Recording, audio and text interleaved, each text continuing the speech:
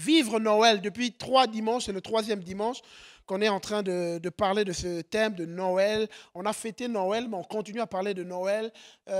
Normalement, techniquement, la fête de Noël, c'est dimanche prochain. Mais nous, on fête Noël. Déjà, on a commencé, on continue. Donc, vivre Noël. Et vous savez, quand on parle du mot Noël, le mot est devenu tellement synonyme de fête, congé, célébration, multiples cadeaux, décoration, les lumières dans la rue. Moi, j'aime bien le soir, quand on se promène dans la ville, on voit les maisons décorées. J'aime bien cette ambiance.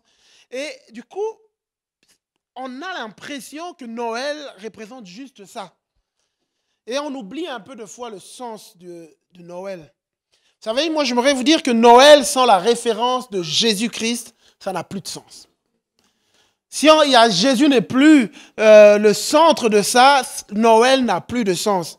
Jésus, qui lui, par ses enseignements, par ses gestes, il a donné l'amour à l'humanité, il a changé le monde. Est-ce que vous savez qu'aujourd'hui, même votre date de naissance, quand on parle de vous êtes né le 24 mai 1900 tel, c'est après Jésus-Christ.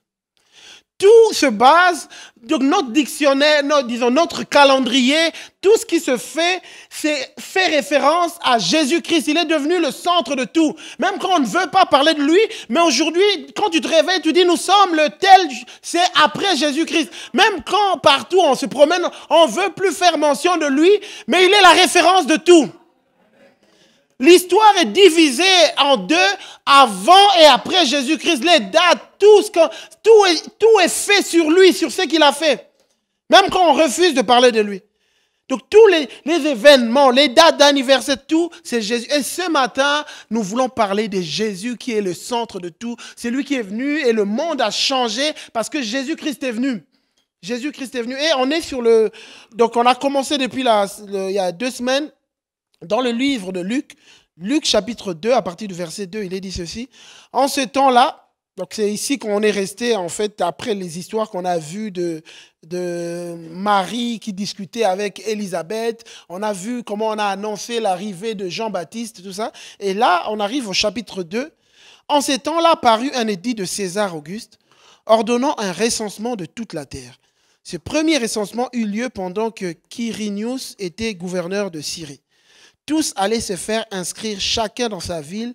Joseph aussi monta de la Galilée, de la ville de Nazareth, pour se rendre en Judée, dans la ville de David, appelée Bethléem, parce qu'il était de la maison et de la famille de David, afin de se faire inscrire avec Marie, sa fiancée, qui était enceinte.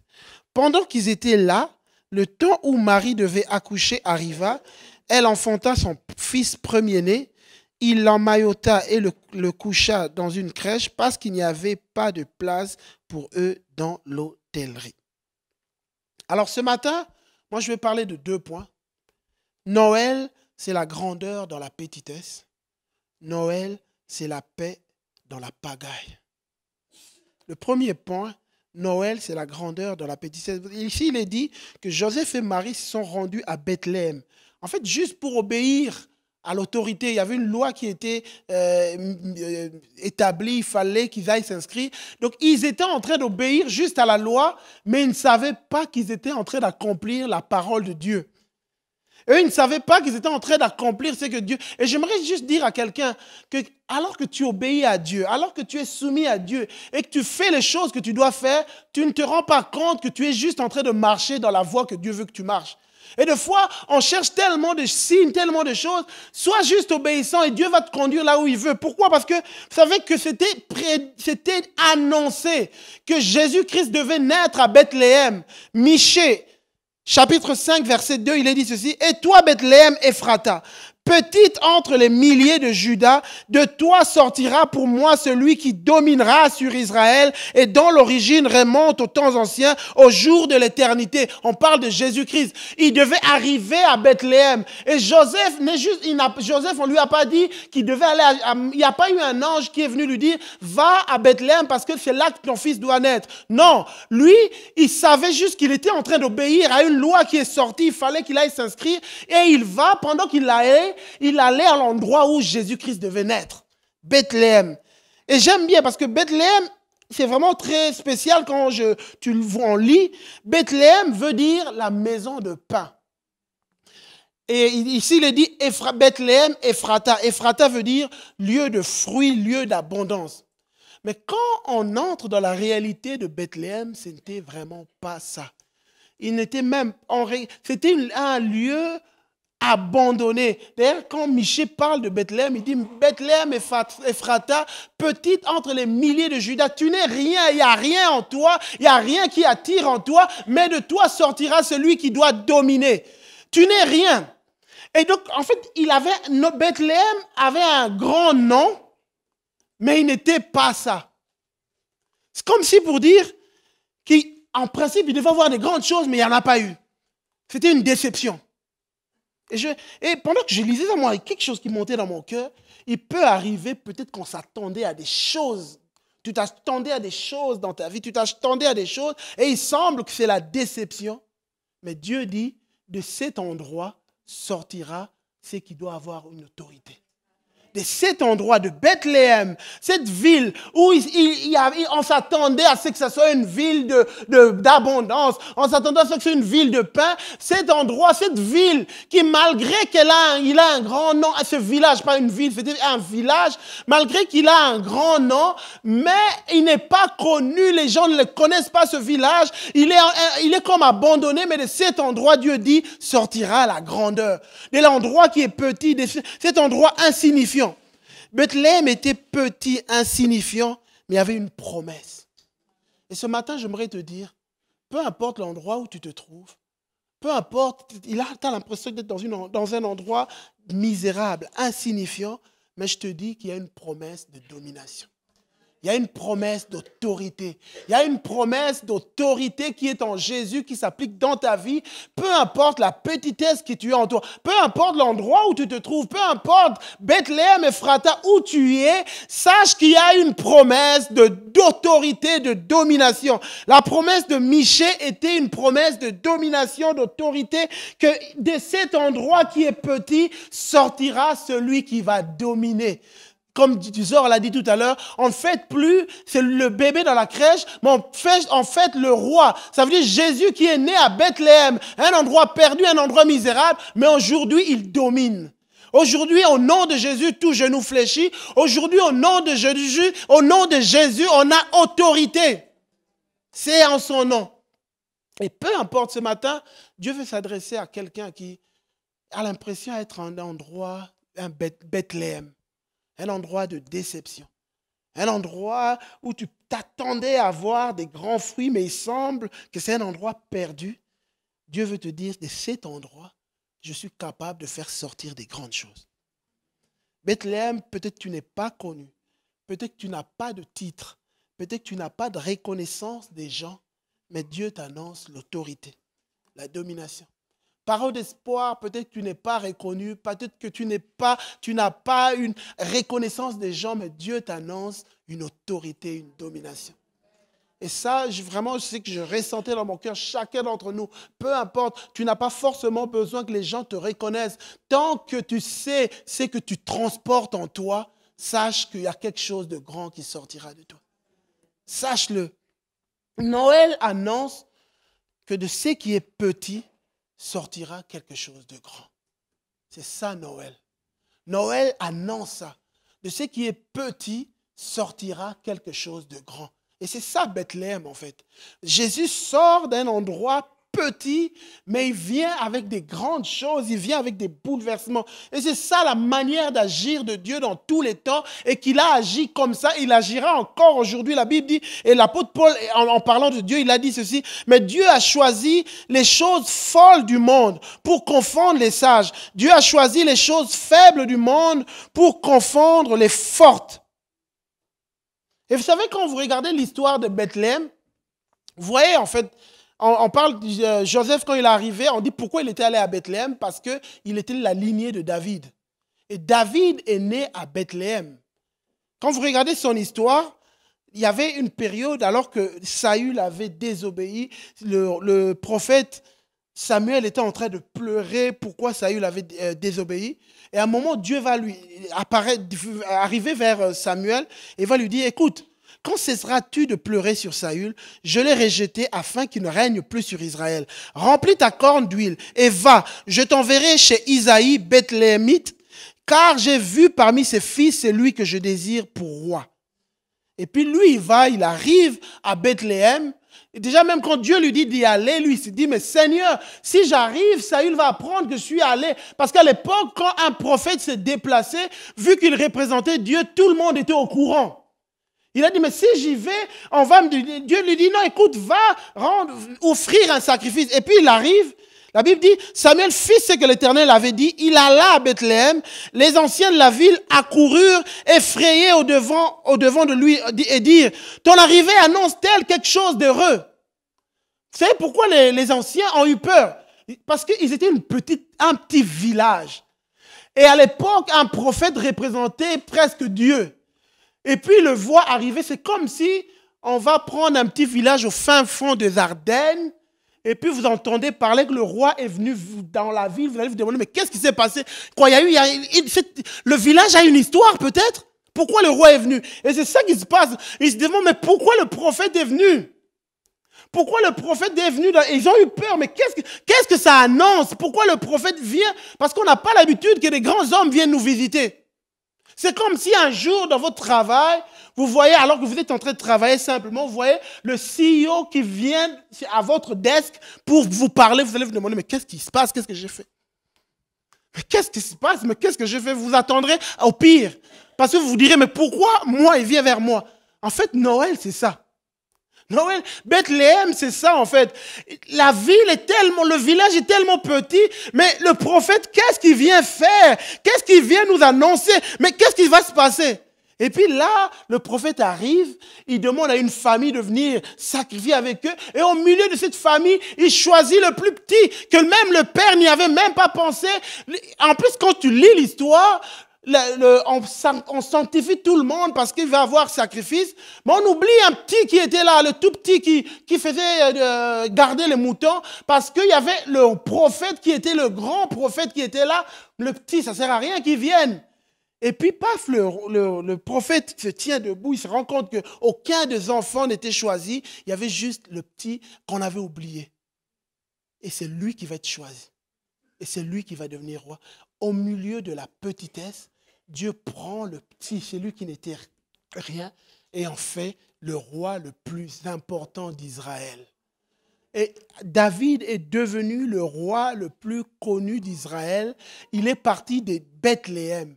Et ce matin, j'aimerais dire, peu importe l'endroit où tu te trouves, Dieu se plaît à prendre ce qui est rien, petit, misérable, et en donner une valeur et emmener à un endroit de grandeur. Il prend ce qui est petit. Donc, peu importe que tu sois connu ou pas, peu importe qui tu es, peu importe. Moi, j'aime quand Dieu envoie de Saül dans nos vies. De Samuel plutôt. J'aime quand Dieu envoie de Samuel. J'aime quand Dieu envoie de Samuel dans nos vies. Il envoie de Samuel là où personne ne nous connaît. Et donc moi j'aimerais te dire, mon frère, ça ne sert à rien de chercher à te faire connaître, ça ne sert à rien de chercher à te mettre en évidence. Dieu sait où tu es. Il sait où tu résides et il va envoyer Samuel et Samuel viendra te faire sortir de l'ombre. Dieu sait où tu habites. Noël, c'est ça. Dieu vient sortir de l'ombre, ce qui est caché, ce qui n'est rien, ce qui ne sert à rien. Dieu vient et puis le prend et il l'emmène quelque part. C'est ça, Bethléem. À cet endroit, Dieu nous fait découvrir. À cet endroit, Dieu prend ce qui est petit et c'est ça qui se passe avec Jésus. Le roi qui doit gouverner, le roi qui a été annoncé dans la Bible arrive, mais il arrive à Bethléem. Et non seulement à Bethléem, mais dans une mangeoire, dans un endroit détestable, dans un endroit qui n'est pas terrible. Et il arrive à cet endroit, le roi qui est censé changer la vie des gens. Peu importe comment tu commences, ce qui importe, c'est ce que tu transportes en toi. Peu importe comment ta vie commence. Peu importe, ce qui est le plus important, c'est ce que tu transportes en toi. C'est que tu transportes. Ce n'est pas parce que tu commences avec peu que tu finiras avec peu. Ce n'est pas parce que tu commences de manière misérable que tu finiras de manière misérable. Le plus important est de savoir qui t'a donné le peu que tu as. Le plus important est de savoir ce que tu transportes en toi. Et des fois, nous ne savons pas toujours ce que nous transportons. Des fois, nous ne savons pas, nous ne réalisons pas toujours ce que nous transportons en nous. Là, ça n'a pas d'importance là où tu commences, là où tu es. Ça n'a pas d'importance là où tu as commencé. Ce qui importe, c'est que Dieu a mis en toi. Dans Zacharie chapitre 4, il est dit ceci. Qui donc méprisait les temps de petits commencements? Ils auraient plutôt dû se réjouir en voyant la pierre choisie dans la main de Zorobabel. Quant à ces sept, ce sont les yeux de l'Éternel qui parcourent toute la terre. Ne méprise pas ce qui est petit. Ne méprise pas le commencement qui est petit, qui est misérable. Ce qui est important, c'est celui qui t'a donné ce qui est petit. Vous savez, à un moment dans la Bible, on voit Jésus, en fait, il arrive, il commence à prêcher aux gens. Et puis, ils étaient dans un endroit retiré. C'était dans un endroit retiré. Et les apôtres sont venus dire à Jésus, écoute, moi je pense qu'il faut que tu renvoies les gens pour que les gens aillent manger chez eux. Jésus dit à ses disciples, non, écoutez, donnez-leur vous-même à manger. Et puis, on demande, qu'est-ce qu'il y a? Et puis, ils arrivent, ils se rendent compte qu'ils n'avaient que 3 pains et 5 poissons. Et ils n'avaient pas grand-chose. Il n'y avait pas grand-chose. Et puis, finalement, ils donnent ça à Jésus. Et qu'est-ce que Jésus fait? Il bénit et puis ça se multiplie. Imaginez un peu que quand Jésus a dit, écoutez, qu'est-ce que vous avez qui se serait dit, non, ça ne sert à rien, Jésus, de donner ce qu'on a, ça ne sert à rien parce que nous avons peu, ça ne changera rien. Regarde tout le monde qu'il y a, ça ne changera rien. Mais non, ils ont pris en compte le peu qu'il y avait. Et ce matin, j'aimerais dire, ne méprise pas ce qui est petit. Ne méprise pas ce qui semble misérable. Prends juste à honorer Dieu avec le petit que tu as. Prends juste à élever Dieu avec ce qui est petit, avec ce qui semble misérable. Élève Dieu. Glorifie Dieu avec le petit. Tu vas voir, Dieu va multiplier. Et vous savez, j'aime bien parce que qu'est-ce que Jésus a fait? Jésus, avant de le faire, il a demandé juste à ses disciples, écoutez, arrangez les gens. Ranger, que les gens se mettent en ordre. Quand les gens se sont mis en ordre, Jésus, qu'est-ce qu'il a fait par la suite? Il a prié et puis il y a eu une multiplication. La seule chose que Dieu te demande, mets de l'ordre dans ta vie. Mets de l'ordre dans tes affaires. Mets de l'ordre dans tout ce que tu as. Ne méprise pas le peu que tu as. Toi, la seule chose que Dieu te demande, mets de l'ordre. Et quand tu mettras de l'ordre, tu vas voir comment Dieu va donner de la valeur à ce que tu as. Quand tu mettras de l'ordre, tu vas voir comment Dieu va multiplier. Toi, la seule chose, ne méprise pas ce que tu as. Ne déconsidère pas ce que tu as. Ne dis pas, on n'a rien, c'est minable, ça ne sert à rien. Toi, prends une décision. Mets de l'ordre dans ta vie, mais commence à mettre de l'ordre dans tout ce que tu as. Puis tu te rends compte que je ne sors pas avec mes finances, je n'arrive pas à m'en sortir. Toi, ce que tu as à faire, mets de l'ordre. Apprends à mettre de l'ordre, apprends à arranger tout ce que tu dois arranger. Et alors que tu fais cela, tu vas voir comment Dieu va multiplier. Tu vas voir comment Dieu va donner de la valeur à ça. Vous savez, je vais vous dire une chose, on fait tous des erreurs. On fait tous des erreurs, mais ne restez pas sur vos erreurs. Ne restez pas sur vos erreurs, apprenez à arranger les choses, à mettre de l'ordre. Et alors que vous mettez de l'ordre, il y aura la main de Dieu dans ce que vous faites et vous verrez la faveur de Dieu. Ne restez pas aux erreurs, ne restez pas sur les erreurs, ne restez pas sur ce qui est passé. Venez, mettez de l'ordre, allez, et puis présentez ça, Seigneur. Regarde ce que j'ai, c'est petit, mais je te rends grâce pour ce que tu m'as donné. Vous savez, je me suis rendu compte que souvent, beaucoup de gens, il y a des choses que Dieu vous a données, mais vous regardez à ça, ça semble tellement minable et vous méprisez ça. Mais c'est Dieu qui vous l'a donné. Mais c'est Dieu qui vous a donné ça. Dieu vous a donné un travail et vous méprisez ce travail. Vous avez vraiment du mépris pour ce travail, mais c'est Dieu qui vous l'a donné. Parce que vous vous attendez à plus. Seigneur, j'avais une promesse. Dieu, tu m'avais dit ceci. Je m'attendais à plus. Et vous regardez à la chose, ça semble tellement minable. Et vous avez du mépris pour ça. Dieu te dit, non, c'est pas de cette manière que ça va se multiplier. Ce n'est pas de cette manière. Et vous avez prié pour avoir un mari et un homme. Et vous avez eu, et quand vous le regardez, il semble tellement minable. Et vous le méprisez. Homme ou femme, vous méprisez. Dieu te dit, ne méprise pas ce que Dieu t'a donné. Ne méprise pas. Apprends à bénir Dieu pour ce que tu as. Apprends à mettre de l'ordre dans ce que tu dois faire, dans ton couple, dans ta famille. Apprends à mettre de l'ordre. Et alors que tu le fais, Dieu va multiplier. Vous savez ce que l'ennemi aime? L'ennemi aime qu'on méprise les choses que Dieu nous donne. Et qu'est-ce qu'il fait pour qu'on méprise? Il viendra là. Vous savez, le diable, on l'appelle, c'est le calomniateur. Il viendra chuchoter à tes oreilles. Regarde. Il viendra critiquer les choses que Dieu t'a données. Il viendra critiquer le mari que Dieu t'a donné. Il viendra critiquer la femme que Dieu t'a donnée. Dans tes oreilles, tu vas voir quand tu marches, tu es en train de... Ah, mais comment il a fait ça? Franchement, il est nul. Et l'ennemi aime ça. Et pendant que ça tourne dans ta tête, tu méprises, tu méprises, tu méprises, tu méprises. Et sache-moi, alors que tu le fais, il n'y a plus de place pour que Dieu multiplie ce qu'il a fait. Il n'y a plus de place. Que tu méprises ton travail, que tu méprises tes enfants parce qu'ils ne t'écoutent pas, que tu méprises ton église, que tu méprises, c'est ça que l'ennemi aime, que tu méprises. Et alors que tu le fais, tu es en train de t'appauvrir, tu ne te rends pas compte. Et Dieu te dit ce matin, apprends à donner de la valeur à ce que moi je t'ai donné.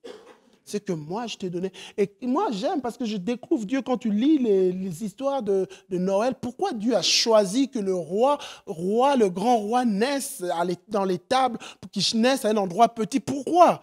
Parce que c'est sa manière d'agir. Il a une manière d'agir, il commence toujours dans la petitesse. C'est Dieu, c'est sa manière. Ce qui est grand chez Dieu commence toujours petit. Ce qui est grand, Dieu ne vient pas. Et souvent, nous, le problème, quand Dieu nous fait des promesses, des grandes choses, on s'attend à ce que, paf, du jour au lendemain, paf, quelque chose de grand apparaît devant nous. Sache-le, mon frère, ma soeur, je vais te dire quelque chose. Quand Dieu a fait des grandes promesses, ça va toujours commencer par un chemin misérable. Bethléem. Ça va toujours commencer par la petitesse, quelque chose de rien. Ça va toujours arriver avec quelque chose de méprisable, mais apprends à bénir Dieu pour ça. Apprends à élever Dieu pour ça. Et alors que tu le fais, tu vas voir, il va avoir une multiplication. Il va avoir une multiplication. Toujours petit. Dieu peut le faire.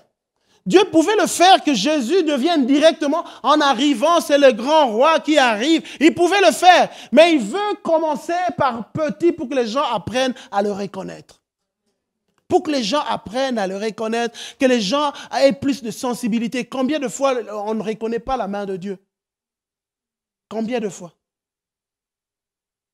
Dans la petitesse, nous rencontrons la grandeur de Dieu. Dans ce qui est minable, de ce qui est petit, misérable, il y a la grandeur de Dieu. Que Dieu nous aide. Que Dieu nous aide à ce que nos yeux s'ouvrent et qu'on apprenne à reconnaître Dieu dans les petites choses, dans ce qui est minable, dans ce qui est misérable, dans ce qu'on n'aime pas. Que Dieu nous aide. Quand Dieu nous aide, qu'on puisse à reconnaître la main de Dieu. Et alors qu'on reconnaît la main de Dieu, nous allons voir comment Dieu va multiplier. Et ce matin, peut-être que tu es là dans cet endroit. Dieu veut que tu le reconnaisses aussi. Au travers des chants qu'il y a eu, peut-être que ça semble rien, mais il y avait Dieu qui te parlait au travers des chants. Au travers des chants, au travers de tout ce qui se fait, Dieu veut se révéler à toi. Il veut changer ta vie, il veut te rencontrer ce matin, il veut te rencontrer, il veut changer ta vie. Et peut-être qu'il parle avec un langage, il utilise un langage qui est peut-être faible, mais il veut changer ta vie, il veut te rencontrer ce matin. Il veut te rencontrer. Et deuxième point, Noël, c'est la paix dans la pagaille. Et on voit Luc chapitre 2, verset 6. Pendant qu'ils étaient là, le temps où Marie devait accoucher arriva. Elle enfanta son fils premier-né. Elle emmaillota et le coucha dans une crèche parce qu'il n'y avait pas de place pour eux dans l'hôtellerie. Et une autre traduction, parole de vie, dit ceci. Elle met au monde un fils, son premier enfant. Elle l'enveloppe dans une couverture, elle le couche dans une mangeoire. En effet, il n'y a pas de place pour eux dans la salle où logent les gens de passage. Aucun d'entre nous ne rêve de ça. Que quand ta femme va être enceinte, de vous retrouver à l'étable. Vous savez, souvent quand on parle de crèche, l'image de la crèche a beaucoup changé. Quand on va dans les églises, on voit des crèches. Ça semble beau, vous savez, ça semble romantique, il y a une musique, il y a la crèche, ça semble tellement beau. Mais dans la réalité, ce n'est pas beau, vous regardez l'image. Dans dans la réalité, c'est ça la crèche en fait. Vous voyez là où les bêtes sont en train de manger. C'est là que Jésus est en train de dormir sur ça. C'est ça le mangeoire en fait. Il dormait sur ça et il y a une autre image. C'est pas beau, ça sent mauvais, on ne rêve pas. Il n'y a aucun d'entre vous qui rêvait que votre enfant naisse dans cet endroit. Aucun d'entre vous. Mais en fait, ce qui s'est passé, c'est pas que Marie et Joseph avaient choisi d'être en cet endroit. Mais les circonstances se sont faites que quand ils arrivent à Bethléem, et puis à un moment, ils commençaient à chercher l'hôtel. Il n'y avait pas de place à l'hôtel. Vous imaginez un peu, essayez de vous mettre à leur place. Ils savaient qu'ils avaient une promesse. Ils savaient que Dieu était avec eux. Un ange leur était apparu. Marie est enceinte d'une manière miraculeuse. Ils savent que Dieu est avec eux. Hein? Ils savent que Dieu est avec eux. Ils arrivent à Bethléem. Ils commencent à chercher. Vu que Dieu est avec nous, ça veut dire qu'on trouvera facilement l'hôtel. Non? Oui. Souvent, c'est que beaucoup de gens pensent. Dieu est avec nous, les anges nous ont apparu, d'ailleurs ma femme est enceinte d'une manière miraculeuse, et puis j'arrive, je pense que la porte va s'ouvrir, je vais à l'hôtel, oui, une place s'il vous plaît, il ne réfléchit même pas, il a dit, on veut une place. Et bien, monsieur, il n'y a plus de place.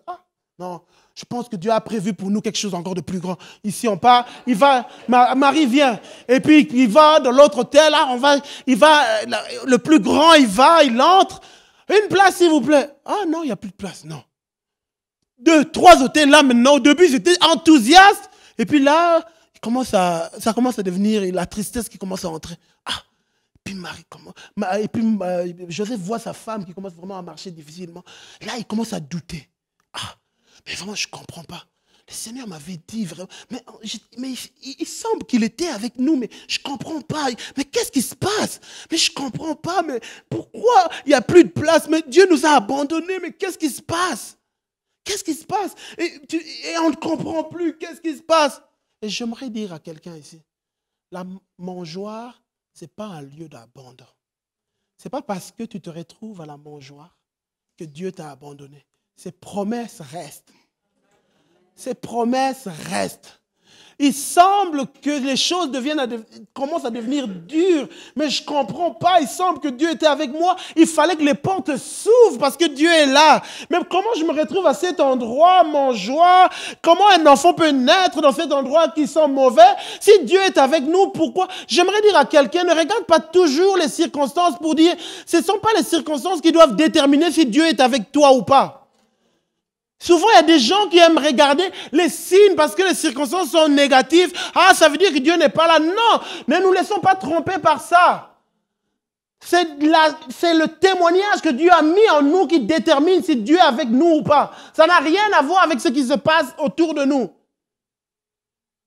C'est pas parce que je me retrouve à la mangeoire que Dieu m'a abandonné. C'est pas parce que tu t'es retrouvé à un endroit que tu ne voulais pas que tu es que Dieu t'a abandonné. Je veux te dire, mon frère, ma soeur, Dieu ne t'a pas abandonné.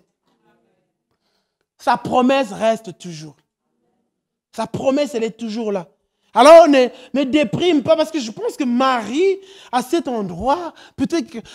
Vous savez, c'est une femme, elle est enceinte, puis il y a les hormones, peut-être qu'elle commence à pleurer, mais je ne comprends pas, regarde, il y a des gens qui sont dans les hôtels, mais Seigneur, pourquoi tu nous fais ça? Regarde, il y a des gens mais qu'est-ce que nous on a fait à Dieu? Mais regarde, alors qu'on le sert, on se retrouve là, peut-être qu'elle est en train de pleurer, Joseph devait être encore plus mal, parce que sa femme est en train de pleurer, mais qu'est-ce qu'ils ont fait? Ils sont juste allés dans cet endroit trouver la paix en Dieu. Ils sont juste allés trouver la paix en Dieu. La paix en Dieu. Et ce matin, j'aimerais vraiment dire à quelqu'un, ne déprime pas pour l'endroit où tu te trouves. Vois ce que Dieu a mis en toi. Peu importe ce qui se passe. Parce que la Bible, il y a déjà une promesse qui a été annoncée dans Ésaïe chapitre 9. Car un enfant nous est né, un fils nous est donné. La domination reposera sur son épaule. On l'appellera admirable, conseiller, Dieu puissant, Père éternel, prince de paix. Prince de paix. Et ce matin, il veut t'apporter la paix au milieu de la pagaille. Ce matin, il veut t'apporter la paix au milieu de la pagaille. Comment est-ce que Marie a pu être tranquille au milieu de ces bêtes qui étaient en train de crier, de tous ces animaux, parce qu'elle savait qu'il y avait le prince de paix en elle. Et ce matin, Dieu veut te communiquer. Et Noël, C'est ça Noël. Noël, c'est Dieu qui nous communique la paix au milieu des pagailles. Au milieu des pagailles, peu importe ce qui se passe, moi, Dieu te communique la paix. Et la paix, vous savez, en hébreu, on dit, c'est shalom. Et shalom veut dire beaucoup de choses. Shalom veut dire entièreté, repos, achèvement, bien-être, être complet, repos, être en paix. C'est ça qui veut dire shalom. Donc ça regroupe tout. Et quand on parle de prince de paix, on parlait de prince de shalom. Donc ça retrouve, donc Dieu nous donne l'entièreté, donc l'achèvement, il achève tout. Et donc du coup, quand on l'accepte dans notre vie, c'est ce qui se passe. Il y a cette paix en nous. Et vous savez, les Juifs, quand ils se voyaient, ils se saluaient, ils se demandaient toujours Mashavlovska, qui veut dire, je ne sais pas si je l'ai bien prononcé, qui veut dire comment va ta paix? Où en es-tu avec ta paix? Et ce matin, demande à ton voisin, où en es-tu avec ta paix? Comment va ta paix? Comment va ta paix? Où en es-tu avec ta paix? Où en es-tu avec ta paix? Vous savez, Jésus a dit, dans Jean chapitre 14, verset 27, « Je vous laisse la paix, c'est ma paix que je vous donne. Ce cadeau n'a rien de commun avec ce que le monde peut donner, avec sa paix à lui. C'est pourquoi cessez d'être inquiets, de vous laisser troubler. Bannissez toute crainte de vos cœurs. » J'aime bien, je vais le relire encore. « Je vous laisse la paix. C'est ma paix que je vous donne. » Ce cadeau, c'est le cadeau de Noël que Jésus nous donne ce matin. Ce cadeau n'a rien de commun avec ce que le monde peut donner, avec sa paix à lui. C'est pourquoi cessez d'être inquiets, de vous laisser troubler. Bannissez toute crainte de vos cœurs. Et j'aime bien parce que dans la Bible, on rencontre dans plusieurs endroits où on parle, chaque fois on dit « n'aie pas peur, n'aie pas peur ». Ça revient plusieurs fois. Vous savez combien de fois ça revient dans la Bible?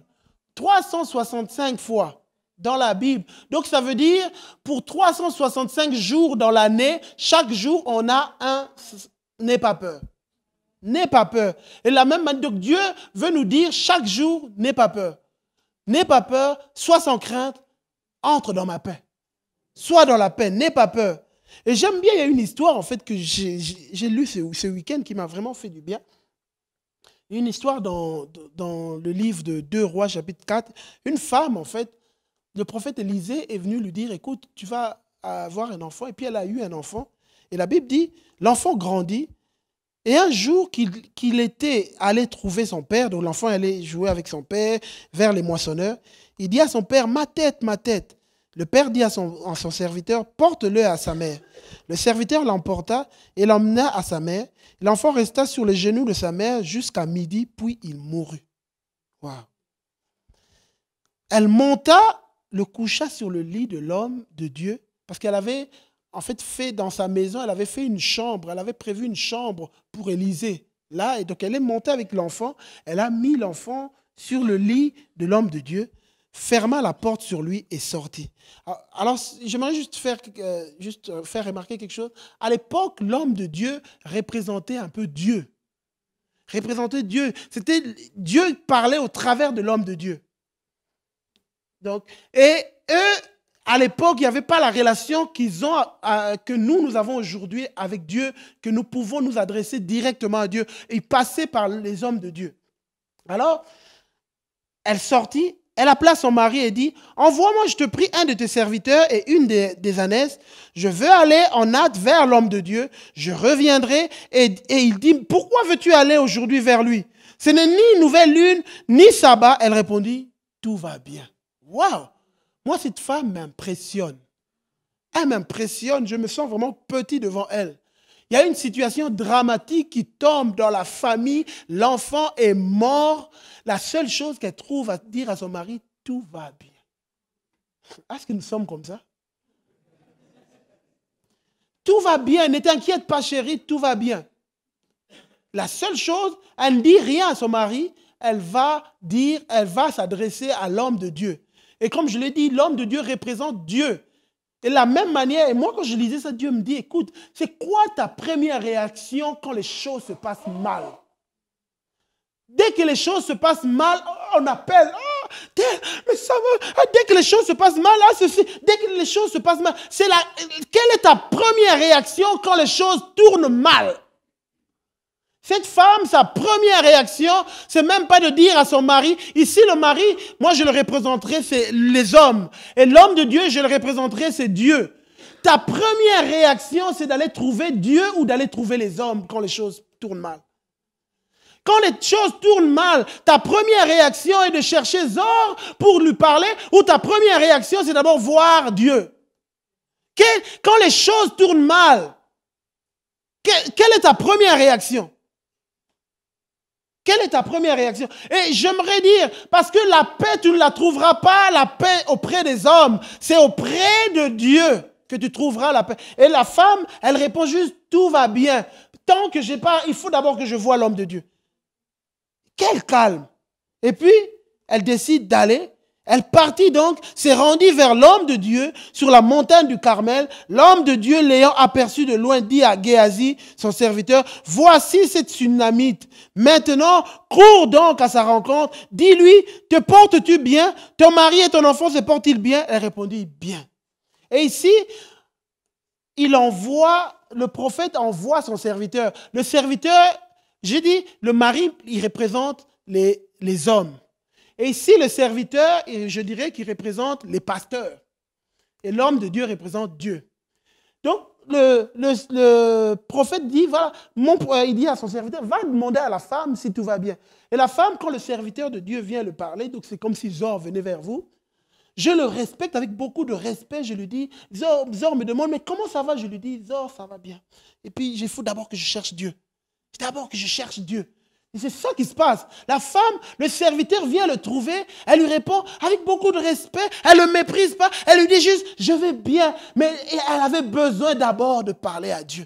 Elle avait besoin, et là je dis que l'homme, le prophète représente Dieu. Elle avait d'abord besoin de parler au prophète. Et dès qu'elle fut arrivée auprès de l'homme de Dieu sur la montagne, elle embrassa ses pieds. Géasi s'approcha pour la repousser, mais l'homme de Dieu dit, laisse-la, car son âme est dans l'amertume. Et l'Éternel me l'a caché, ne l'a point fait connaître. Alors elle dit, et j'aimerais dire à quelqu'un, si d'abord tu cherches Dieu, Dieu sait ce qui se passe dans ton cœur. Il sait que ton cœur est dans l'amertume. Va d'abord chez lui, parce que ton cœur est dans l'amertume. Ne va pas chez les hommes, parce qu'ils ne calmeront pas l'amertume de ton cœur. Ne va pas chez les hommes, ne viens pas chez moi. Je n'ai pas la capacité de calmer l'amertume de ton cœur. Va chez Dieu. Va chez Dieu. Dieu va dans la présence de Dieu, et lui seul est capable de calmer l'amertume de ton cœur.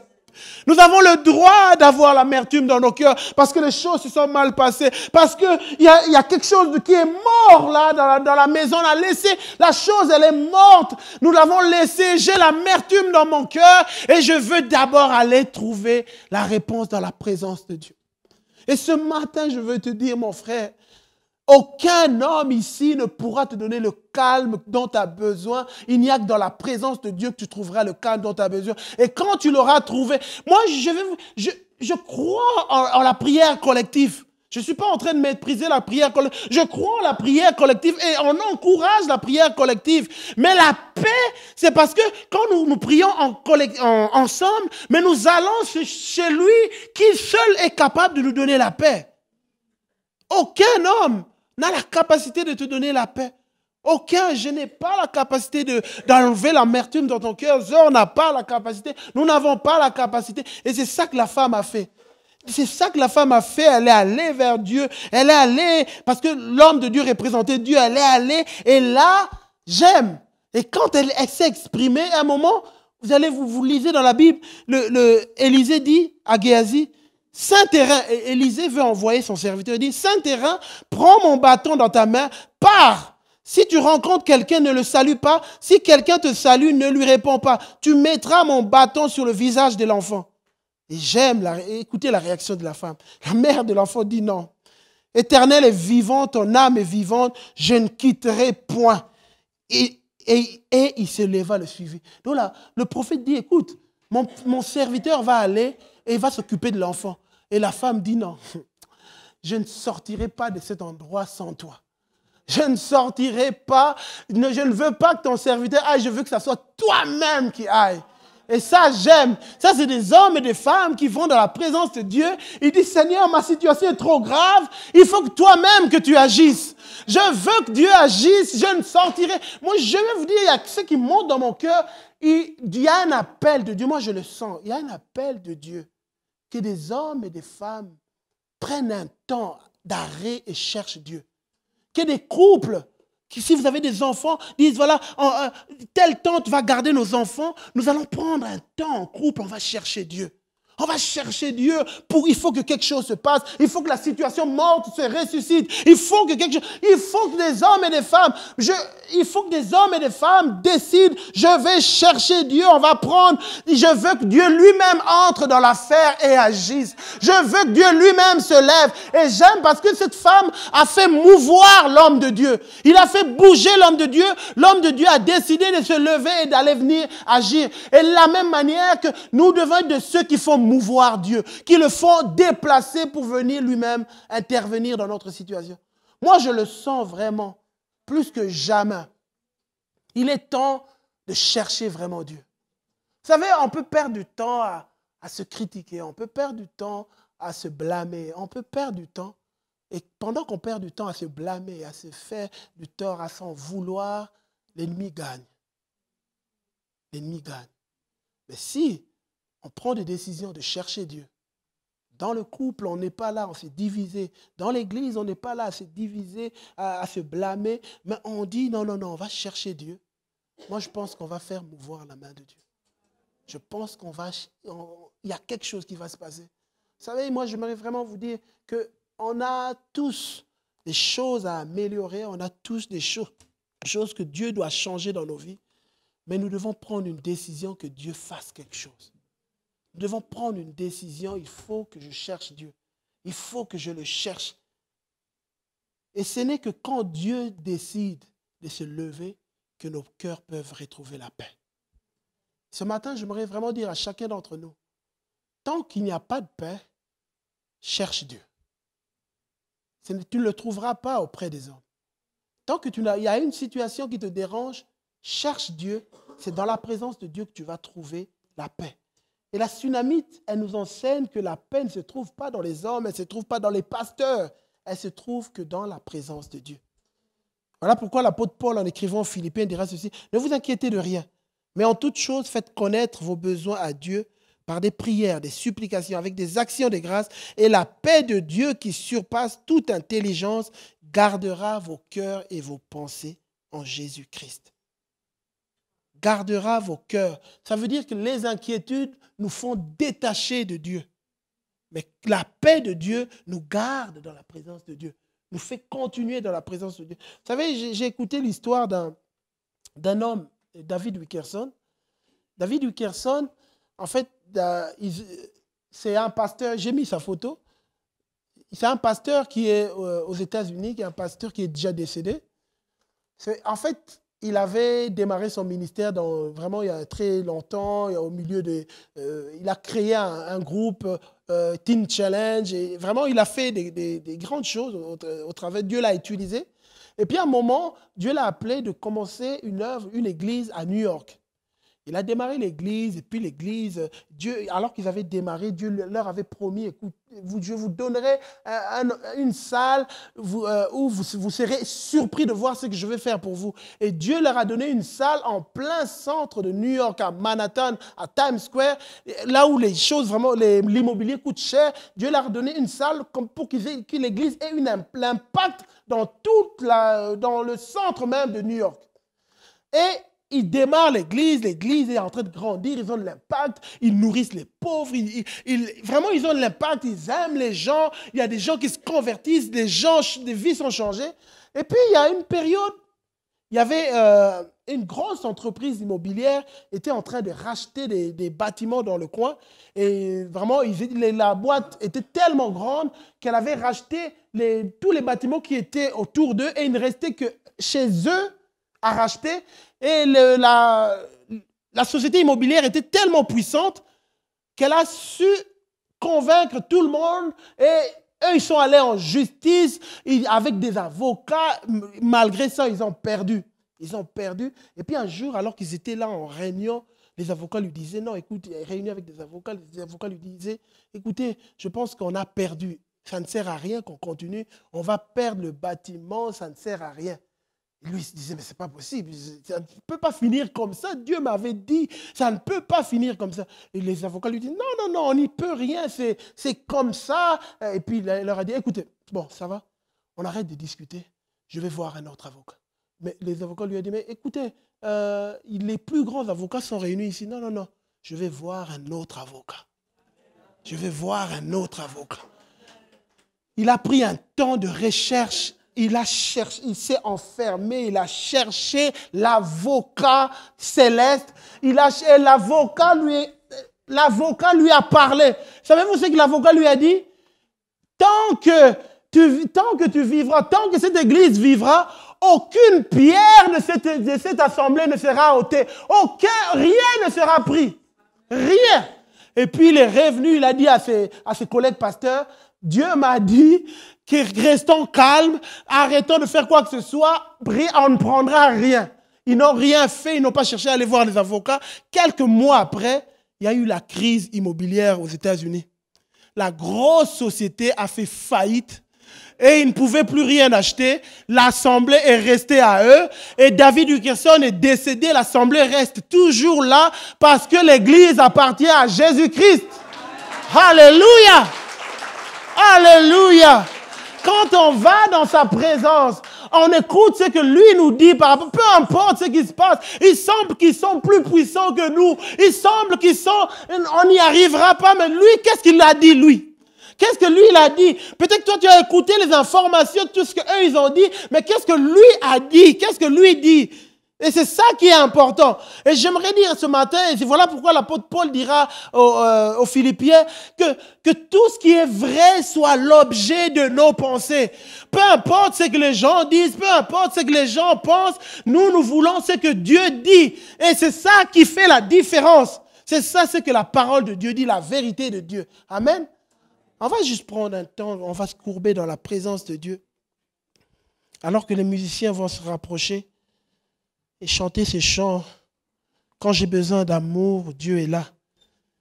Et j'aimerais juste dire ce matin, alors qu'on est dans la présence de Dieu, c'est que des fois, il arrive qu'on a l'impression comme si notre paix est en train de partir. Mais ce matin, Dieu te dit, écoute, apprends juste à venir dans ma présence. Apprends juste à venir dans ma présence. Et alors que tu viens dans ma présence, tu vas voir, tu vas retrouver une paix. Tu vas retrouver une tranquillité. On va rester dans la présence de Dieu. Je demanderai à Zor de venir. C'est là que Dieu va le guider, de faire l'appel. Mais moi, je pense que ce moment, c'est un moment juste où nous nous abandonnons entre les mains de Dieu. Alléluia.